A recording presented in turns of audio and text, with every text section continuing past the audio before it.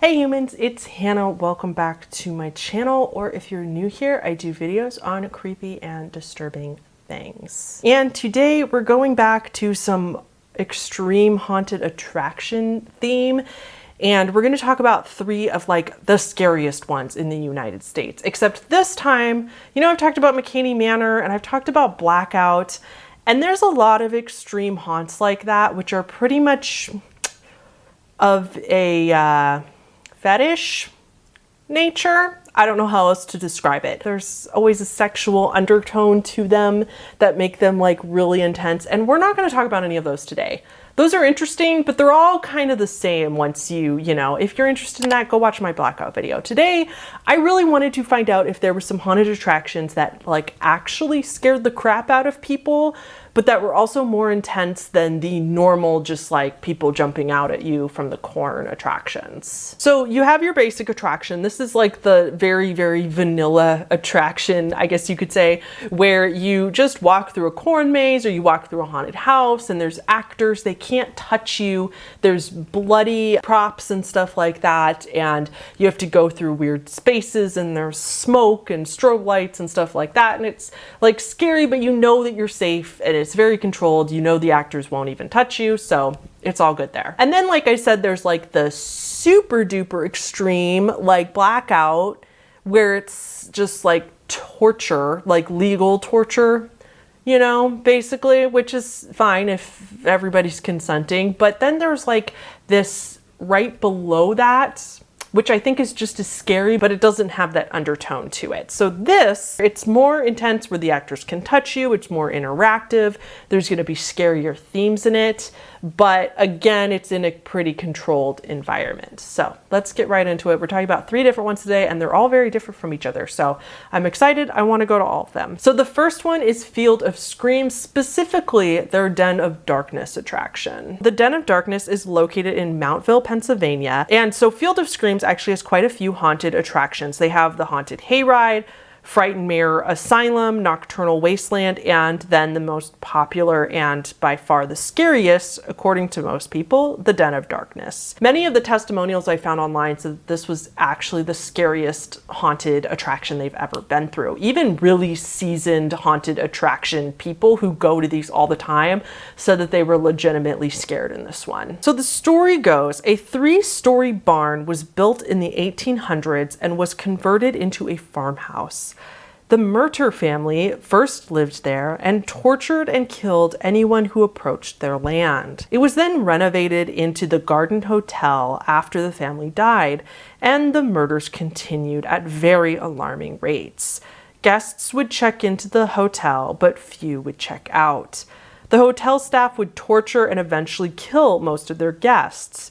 It was then converted into a mansion after the hotel was shut down, and a psychotic millionaire by the name of Francis Henry Worth continued to keep the place his murder house. He later died, and you can imagine the Den of Darkness is now extremely haunted today. Both inhabitants and victims alike continue their wrath on unsuspecting guests. That's the story that goes along with the Den of Darkness. However, nobody was ever actually hurt there. That's just a totally made up story they make to make the attraction scarier, to get you into it as you're about to go in. You hear this story, so you're already a little spooked. So unless you've actually walked through, we'll never know exactly what goes on inside step by step, just because for obvious reasons they don't want spoilers, so they don't allow cameras through the whole thing. However, there is some footage online from Field of Screams themselves that shows a few things you might see. Their website promises the stench of dead bodies, contact with spiders in the halls, narrow passageways. There's a doll room, dark hallways, realistic sounds of chainsaws cutting into people. And then there's the torture room, where guests have to try to go through without being detected.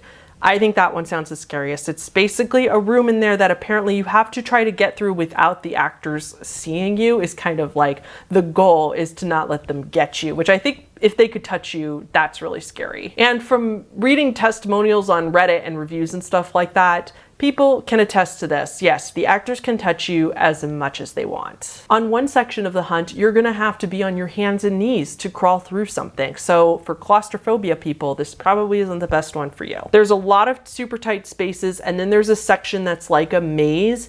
And the scary part is that it's 100% pitch black. Like, you can't see your hand in front of your face, pitch black. And a lot of people say that that's pretty unsettling. You'll also go through this morgue that's like filled to the brim with bodies. I assume fake bodies, of course, but still they said that part's pretty creepy, as well as like a little girl's room. Here's a review that I found on somebody's vlog, which I will include right here because I do think it's very good and attests to how scary it is. So we just did the Den of Darkness. Really intense, fun, definitely was scary, but yeah.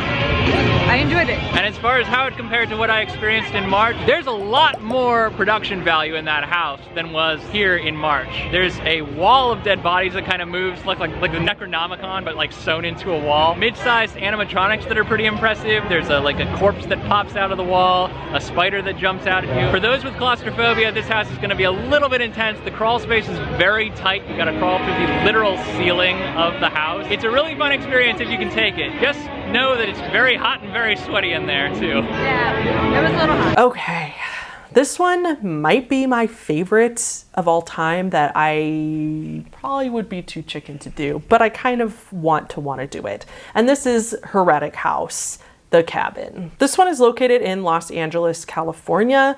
Heretic House, The Cabin lets you star in your own personalized interactive horror movie. How it works is groups of 5 or 6 drive 2 hours outside of the city of Los Angeles to a remote cabin located near Big Bear. Then your haunt begins. Rather than walking through a haunt and being over and done with in 20 to 30 minutes, you're in a cabin for hours. So they'll send you links to like stories of violent crimes and home invasions that have happened on similar land like before you go, just to psych you out. There could be runaway criminals crouched in the woods, there could be deranged psychopaths, or maybe even unworldly creature, spirits, and skinwalkers. The actors in this scenario, of course, can touch you, grab you, bound you up, and God knows what else. There are safe words for this one. There's a safe word for if you want to completely stop the experience immediately. There's a safe word if you just want things to slow down and be a little less intense than what they're doing. And then there's a whole separate word you can use to describe that somebody's actually injured and they have a medic on staff at all times to help in these kind of situations. But let's talk about your experience a little bit when you're there. Reading, again, a few very detailed reviews about this. Every experience is different. They make the story different for everybody, so it doesn't really spoil anything. But the real terror is that once you arrive at the cabin with your group, you don't know when the haunt is going to start. So you're just filled with all this anticipation. So there could be false starts, like you'll see a character, but they won't end up actually doing anything and leave, making you think it's all gonna start, but then it doesn't. It could start hours after you've been there or just a few minutes after you've been there. Like, that's half of the fear of this place, is that you're just waiting and you don't know how bad it's gonna get. So maybe there's somebody hiding in your shower upstairs when somebody finally goes upstairs in the cabin. Maybe this stranger offers you a ride to one of the hiking trails nearby. A lot of the things I have read said that the story usually starts out with a couple of people bringing this very injured, limp, almost unconscious patient to your door and asking for help. And once it starts, it could go on for hours, as close to 8 hours. You don't know. So when you first arrive, you are encouraged to look around and explore the area around as well. So you might even eat dinner together and start watching movies, and still nothing happens. Again, just building the anticipation. Some scenes with the actors will only take a few minutes, others will take hours. You will be separated from your group.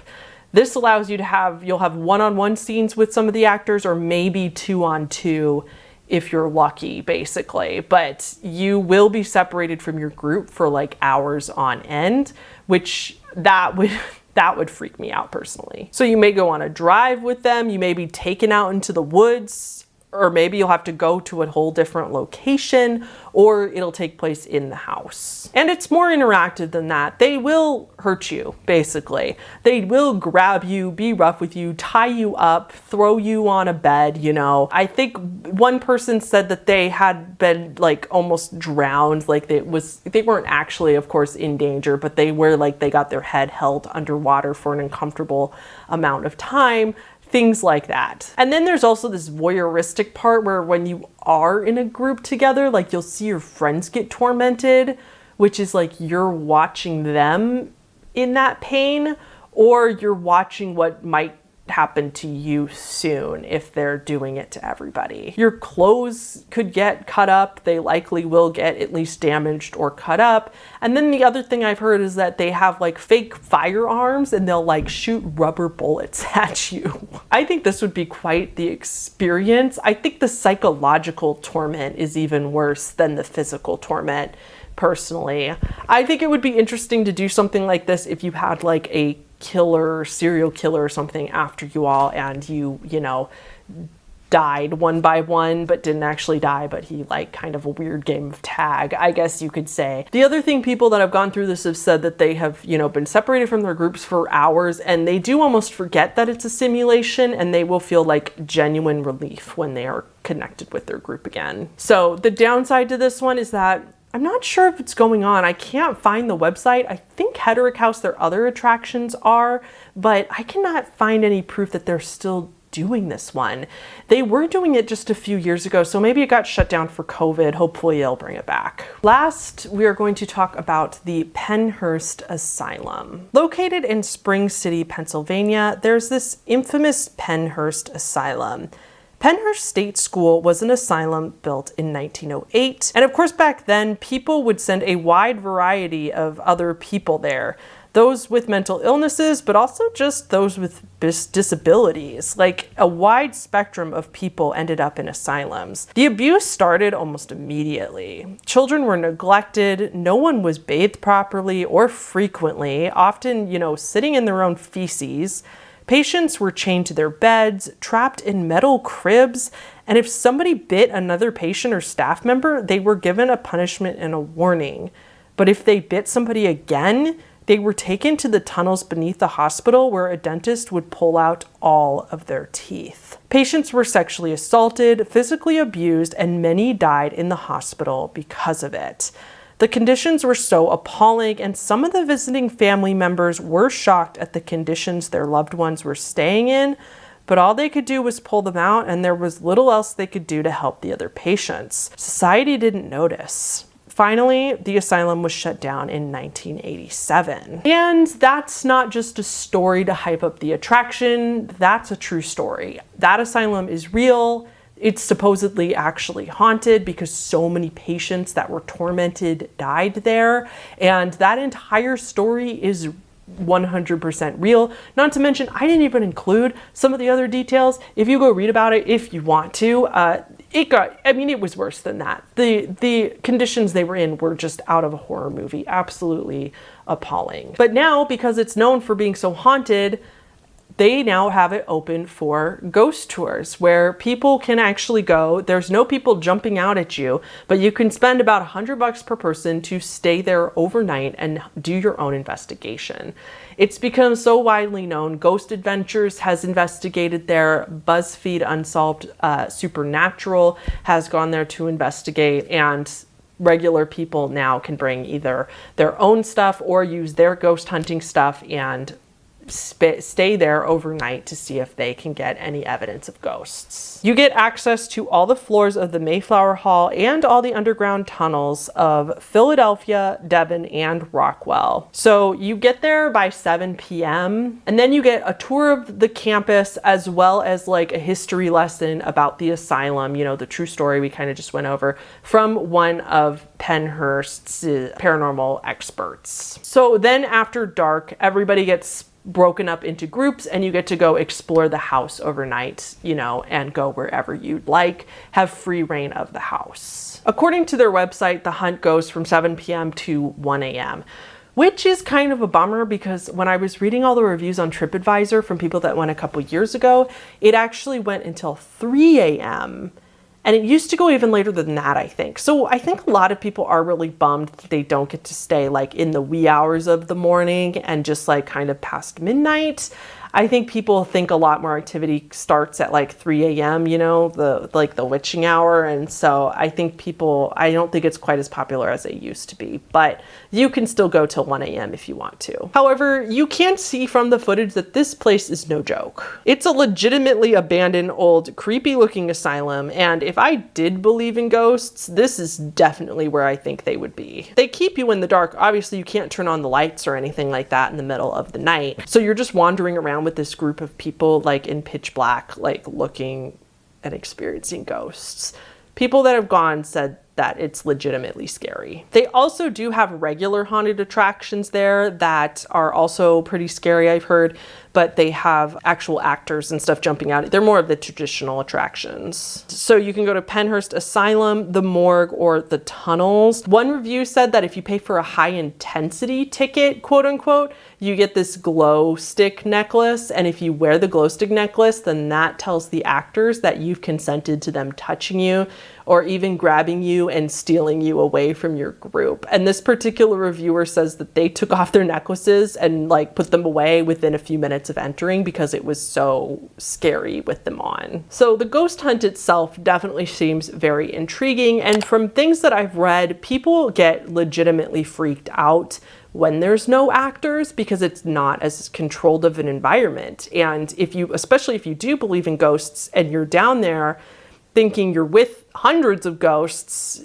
yeah. There is, of course, a moral debate about this in general, since this was a real asylum and real people suffered and were killed there. So there's a lot of debate on whether Penhurst should be used as an attraction at all, because it really trivializes the suffering of real people, as well as the fact that they've made it just this money-making machine because all these people died so many years ago. I'm very torn. I totally agree with this sentiment. I do think it's very odd to use real people's suffering as then an attraction, but I mean, I'm a hypocrite because if somebody offered me to go, I would really, really want to go. I really want to do a ghost hunt. And if you're going to do a ghost hunt in any place that's actually said to be haunted, it's likely that real people have suffered and died there, unfortunately.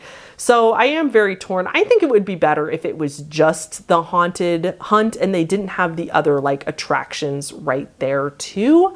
I feel like that would be a little more respectful. The fact that they turned the whole thing into a big haunted house attraction as well just seems a little weird to me. So the ghost hunting thing is a little bit more understandable, but I don't know. I'm not sure. Let me know what you guys think about all these down below. Please give this video a like to help the channel out. Thank you so much to my patrons, especially Colin Holmes, Deck of Cards, Creep Me Out, Alice Paul, Ryan Fenton II, Samantha RG08, and Michelle Valdovino. But of course, thank you to everybody on the screen for supporting me. All right, guys, that's gonna be it for today. I will see you on the first day of 7 days of Halloween, where I will be posting 7 videos in 7 days, the week before Halloween. Pray for me. I'll see y'all in the next one.